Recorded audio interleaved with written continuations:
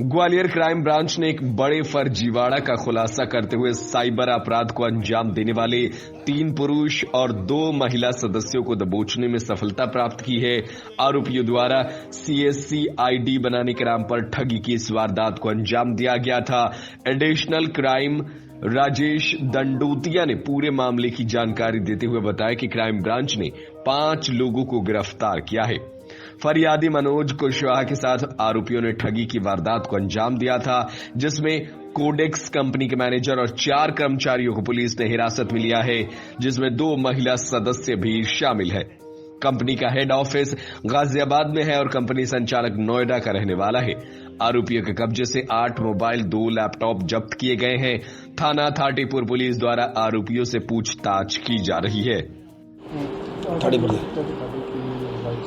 ये थाटीपुर में एक साइबर ठगी के मामला सामने आया था, जिसमें कि लगातार जो मुरार की टीम और थाना थाटीपुर की टीम सीएसपी विनायक शुक्ला के नेतृत्व में डीआई विनय शर्मा के नेतृत्व में लगातार काम करती रही।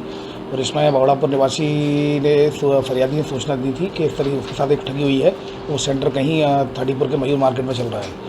और ये कंपनी का जो नाम बताया था वो कोडेक्स कंपनी थी, उसका नाम बताया। उसका एक जो ब्रांच है वो यहाँ चल रही है। वो मूल रूप से जो कंपनी है वो गाजियाबाद की है, मेन कंपनी।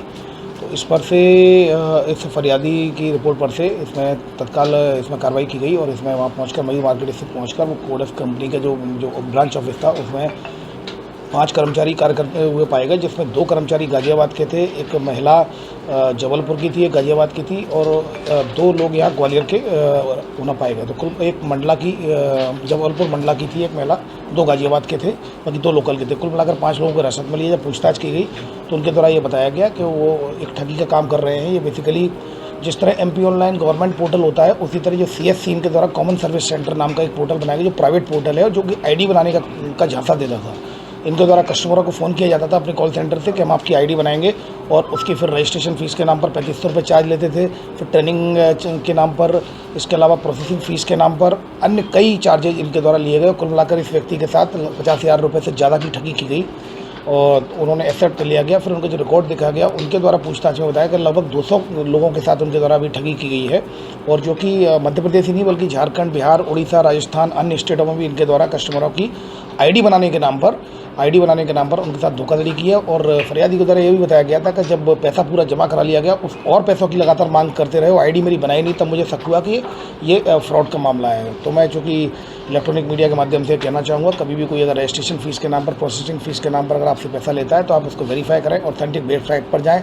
CSC जो है, जब ये पता चला है कोडेक्स कंपनी जो है उसका कहीं कोई भी एफिलिएशन किसी मेन कंपनी से नहीं है, अभी तक इस जाँच में ये आया है।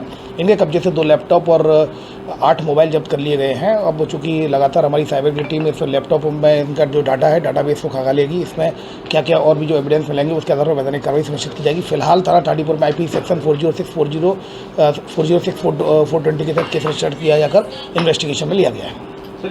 देखिए, जिस तरह से आप उसमें आधार कार्ड है और आपको जैसे कोई किसी भी मतलब नौकरी के लिए अगर आपको ऑनलाइन फॉर्म भरना है या फिर कोई आपको रिचार्ज करना है, ये बेसिकली उसके लिए ID बनती है। जैसे MP ऑनलाइन में आपकी ID बनती है, पर वो गवर्नमेंट पोर्टल होता है, ये प्राइवेट पोर्टल है और अपनी ID बनाने के नाम पर धोखाधड़ी ये झांसा उनको दे रहे थे।